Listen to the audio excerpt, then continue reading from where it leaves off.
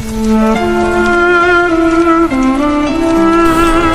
Dr. Eman, Kepala Dinas Perumahan dan Kawasan Pemukiman Kota Manado, mengucapkan selamat menunaikan ibadah puasa bagi teman-teman masyarakat Kota Manado yang beragama Muslim.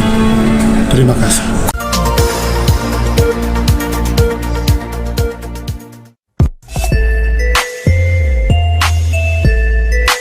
Buat kamu yang belum subscribe dulu dong.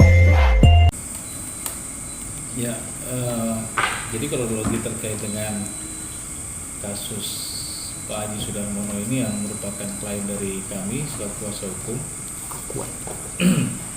Yang pertama itu sebenarnya dari awal laporan yang dibuat oleh Ferry Gunawan lewat kuasa hukumnya Doan Taga Sarjana Hukum itu terjadi di tahun 2021 September kurang lebih, terkait dengan laporan penipuan sebesar dengan cek kosong sebesar 200 juta. Nah, kemudian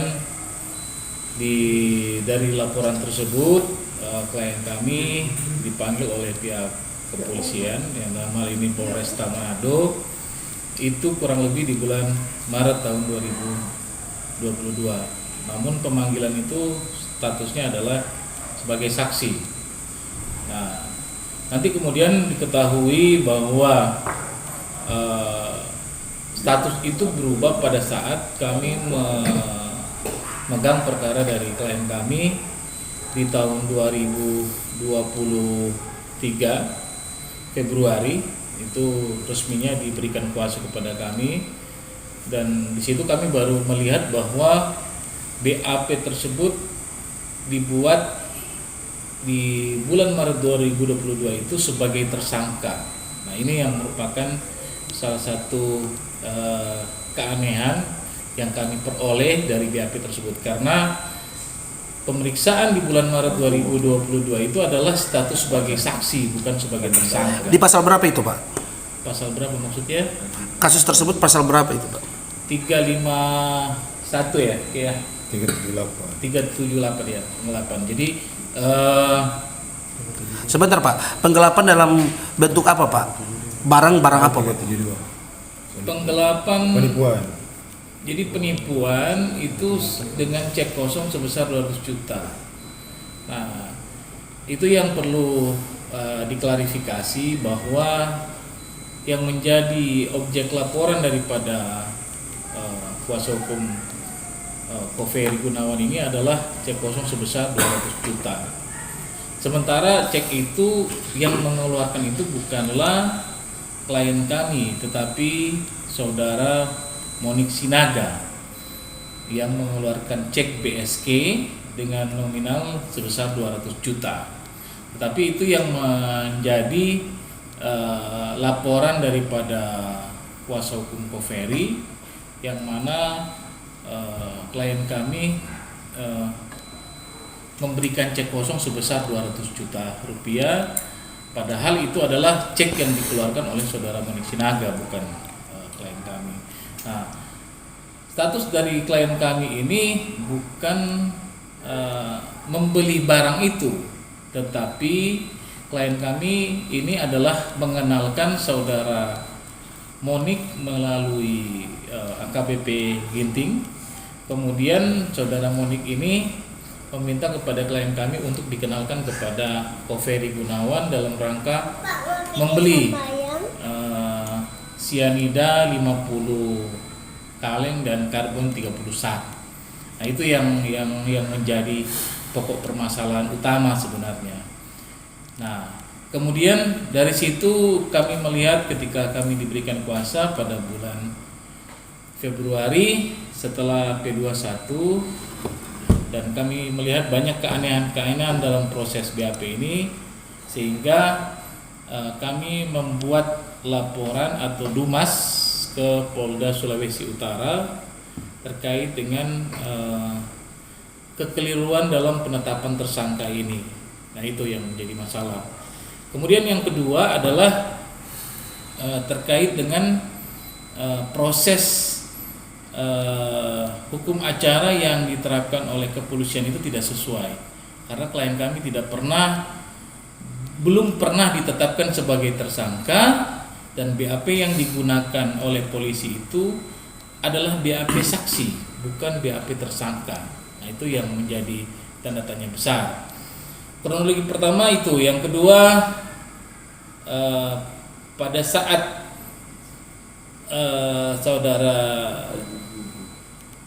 Haji Sudarmono ini ditetapkan sebagai tersangka dan perkara ini naik ke tahap 2, kemudian disidangkan, pada saat pemeriksaan saksi ada kurang lebih 4 orang saksi yang terungkap di dalam fakta-fakta persidangan itu ternyata mereka tidak pernah menandatangani BAP yang telah dibuat oleh pihak penyidik. Nah, sehingga BAP tersebut diduga untuk tanda tangannya ini dipalsukan, karena saksi-saksi yang ditemukan di dalam fakta persidangan itu tidak mengakui bahwa itu adalah tanda tangan mereka. Itu yang pertama. Yang kedua, saksi-saksi ini tidak pernah disumpah. Fakta persidangan yang terkuak itu saksi-saksi tersebut tidak pernah disumpah, yang seharusnya di dalam KUHP itu sebelum saksi-saksi itu diambil keterangan harus disumpah terlebih dahulu. Nah, saksi-saksi ini tidak disumpah. Itu yang kedua, poin yang kedua. Poin yang ketiga yang ditemukan di dalam fakta persidangan itu, pada saat pemeriksaan saksi ada juga namanya saksi verbalisan atau saksi dari pihak penyidik.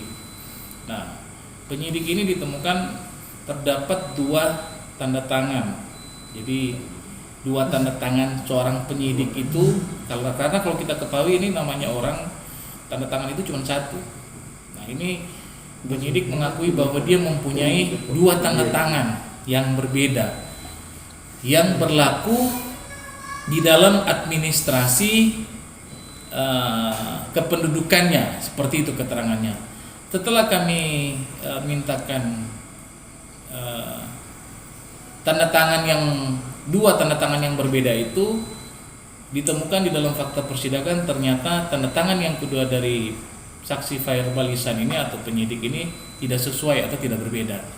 Nah, ini yang kemudian menjadi catatan kami dan juga catatan di majelis hakim bahwa ada 2 tanda tangan yang berbeda. Di tanda tangan kedua itu memang terlihat berbeda, sehingga BAP yang dibuat oleh pihak penyidik ini diduga memang penuh dengan rekayasa, seperti itu. Jadi mulai dari awal sampai pada fakta-fakta persidangan ditemukan seperti itu. Terus tanggapan Pak dari majelis hakim sendiri bagaimana?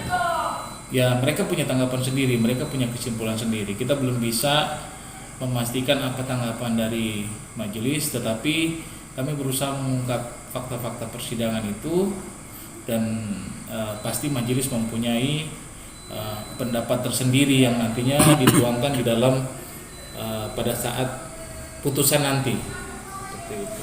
Terinformasi bahwa klien Anda ini pernah ada kurungan badan selama 3 minggu, 1 minggu di kepolisian, 2 minggu di Malendeng. Ya, itu karena setelah P21 itu kan penetapan tersangka. Baik. Tahap 2 dimulai, jadi klien kami menjadi tahanan kejaksaan, dititipkan di Polres. Tetapi di Polresta juga kami sempat membuat laporan ke Provos Polda terkait dengan administrasi penahanan yang kita lihat ada tidak sesuai dengan prosedur hukum. Nah, kami sempat melaporkan itu Kasat Tahti. Pada saat itu kami laporkan bahwa Kasat Tahti menerima tahanan tetapi tidak dilengkapi tanda tangan dari jaksa. Jadi seharusnya di dalam penahanan itu titipan jaksa ada, selain penyidik ada tanda tangan dari jaksa. Nah, itu tidak ada tanda tangan dari jaksa, sehingga menurut kami cacat formil itu. Kemudian kita laporkan bahwa ini tidak sesuai, sehingga pada saat itu Kasat Tahti dipanggil dan kami meminta pihak Polres agar mengeluarkan klien kami karena cacat formil yang daripada berita acara penahanan ini, seperti itu. Jadi 1 minggu kurang lebih di Polresta, kemudian dititipkan di Rutan Malendeng kurang lebih selama 2 minggu, seperti itu. Nah, sambil juga kami telah mengajukan kepada majelis hakim untuk pengalihan penahanan karena beberapa alasan dan beberapa pertimbangan, sehingga kami mengajukan untuk pengalihan tahanan rumah, seperti itu. Oke. Untuk Pak Haji, harapan Anda dengan terkait kasus ini, harapan Anda seperti apa? Ya, besar harapan saya bahwa saya tidak bersalah, karena yang menjadi substansi dan laporan di BAP itu bahwa cek 200 juta itu, dan itu bukan punya saya. Bahkan saya sempat di DPO kan oleh kepolisian. Penangkapan Anda di mana itu, Pak? Di Makassar. Jadi harapannya ya sangat menaruh harapan bahwa sesuai fakta persidangan saya tidak bersalah. Kalau harapan saya kira-kira seperti itu. Sedikit menambahkan saja terkait penahanan administrasinya, selain tidak ada tanda tangan dari jaksa, itu juga dari penyidik tidak menaruh NRP yang seharusnya di situ harus ada NRP-nya, karena kita tidak tahu apakah ini masyarakat atau penyidik yang bertanda tangan di situ. Nah, itu poin salah satu yang kami adukan ke Polda Sulut terkait administrasi penahanan itu. Kemudian yang ceknya tersebut sesuai dengan fakta yang terungkap di persidangan bahwa cek tersebut tidak dicantumkan atau tidak ada nama dari klien kami, melainkan itu nama perusahaannya dari Monik Sinaga yang berada di cek, yang mengeluarkan cek tersebut. Jadi kesimpulan dari perkara ini, pertama, perkara ini adalah kami melihat ada dugaan kriminalisasi. Ya, kenapa kriminalisasi? Karena pertama yang menjadi objek daripada aduan ini adalah cek kosong senilai 200 juta. Itu sebenarnya yang pokok perkaranya itu di situ. Nah, sementara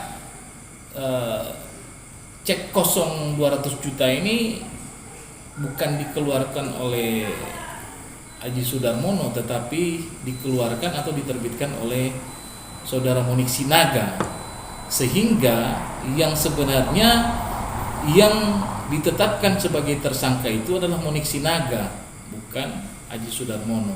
Kenapa seperti itu?